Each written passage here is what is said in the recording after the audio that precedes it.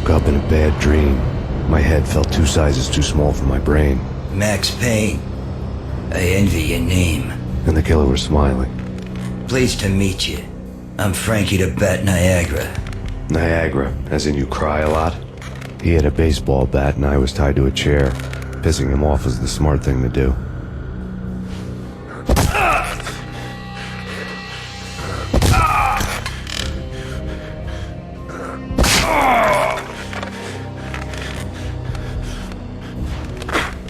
Nothing wrong with a little laugh now and then.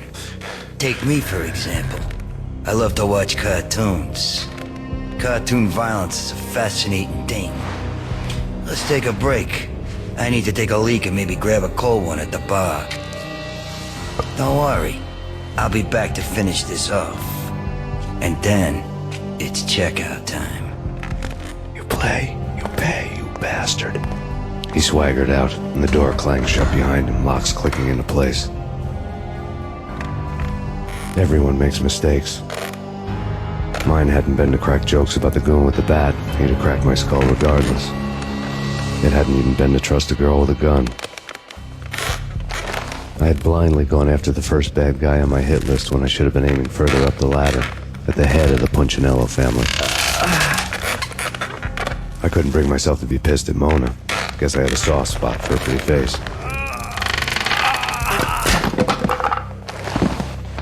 But when somebody decides to play baseball with your head, you tend to get sore.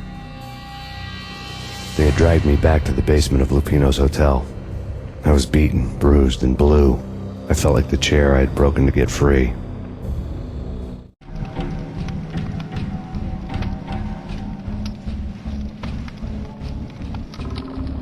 All I had was Niagara's bat, sticky with my own blood.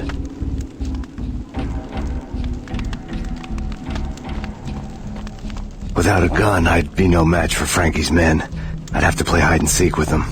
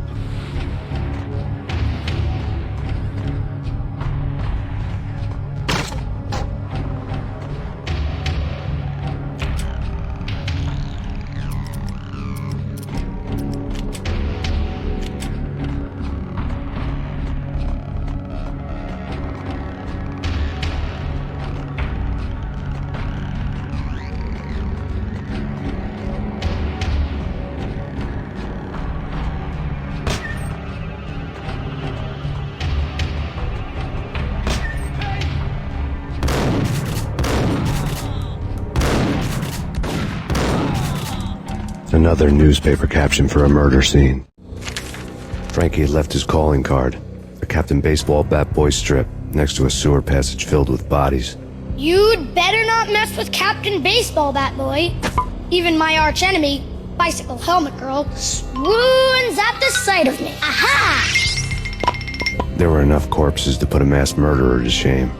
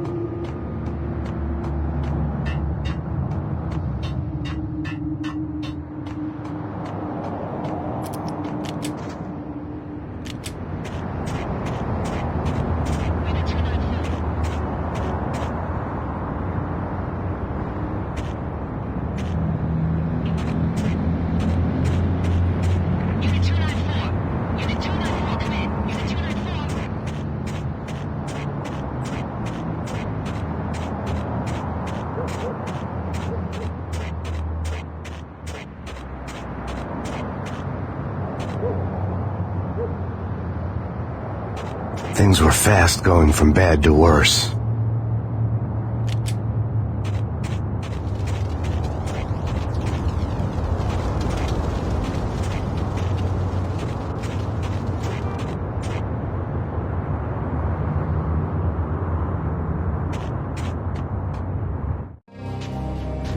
The men in blue had come and gone. They had decorated the place with chalk outlines and tied it together with yellow tape. The cops who had stayed behind were dead. Frankie, his boys, and I had the place all for ourselves.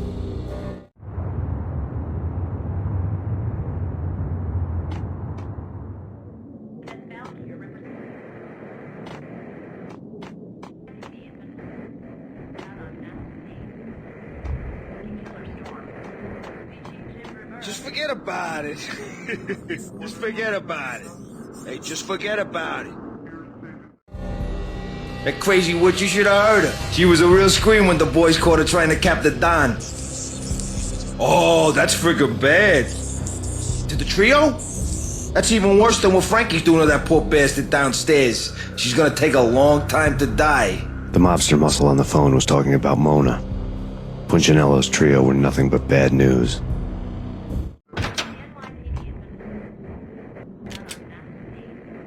There he is!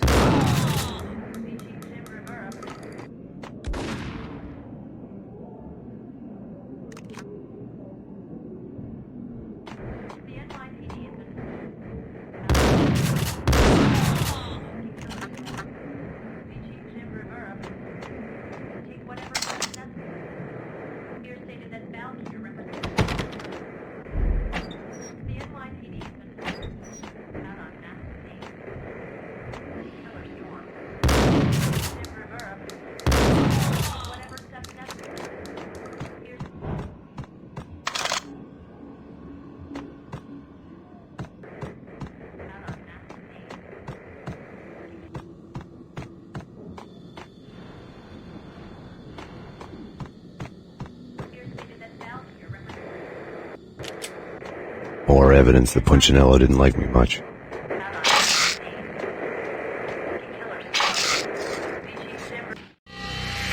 The fact remains that all the victims so far identified in the Ragnarok shooting have been known criminals, many of whom had large doses of V in their blood.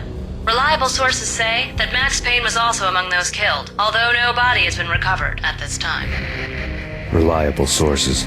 That meant somebody thought the Mafia had me, and didn't want the cops snooping around anymore. The body would be delivered to them barely recognizable. Case closed. Don Punchinello had the power to be that reliable source, which was no news. But his news was old news. Framing me hadn't been enough. Don Punchinello had put a hit on me. He wanted me dead, and it had been important enough for him to give written instructions to Frankie about it. Max Payne should die like a dog for the trouble he's caused. Frankie, I know I can trust you to give this matter the dedication it needs.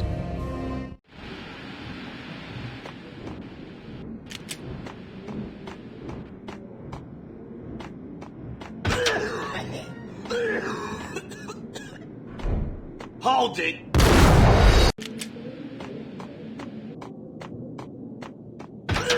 Hey!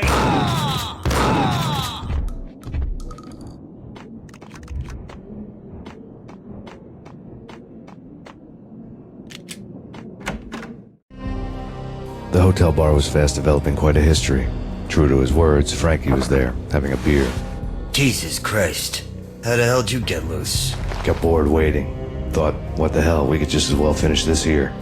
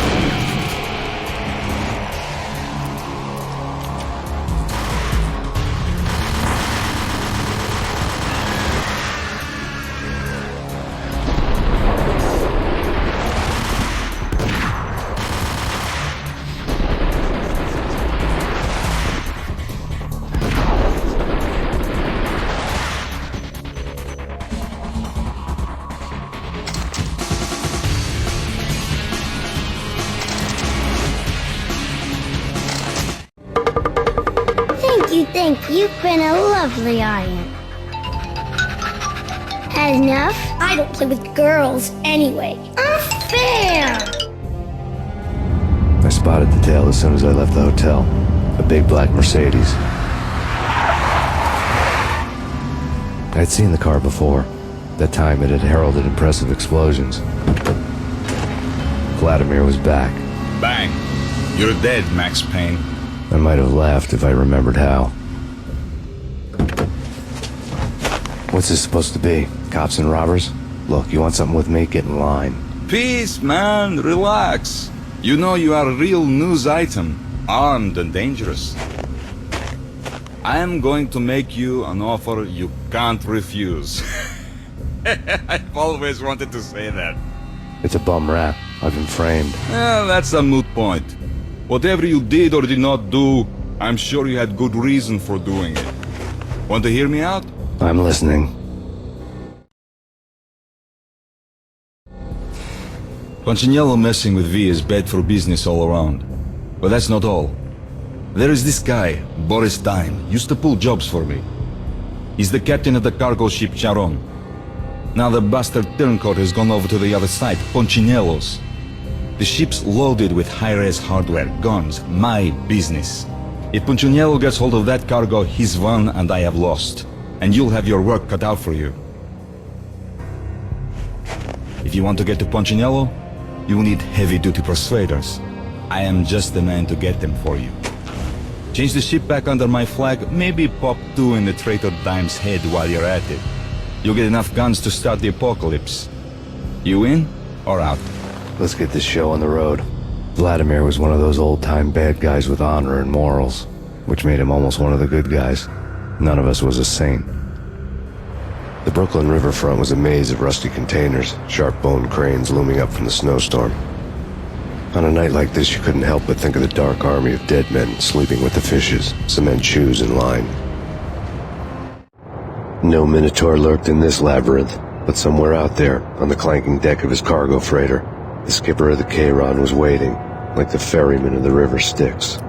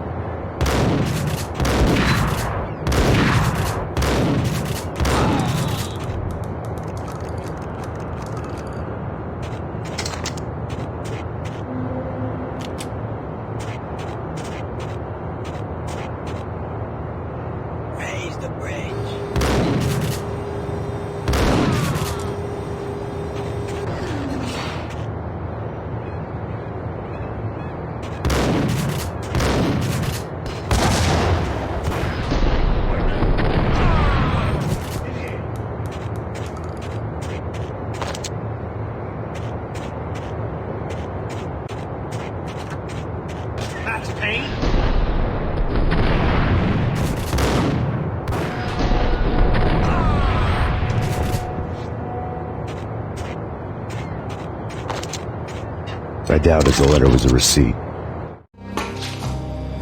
Rico Muerte had come to town to do more than just sort out family troubles. Exhibits number 1, 2, and 3. A briefcase of money, a sniper rifle, and an envelope with one word neatly printed on a folded piece of expensive paper. Mayor. It didn't sound like a mafia contract at all. It was too cold and too to the point.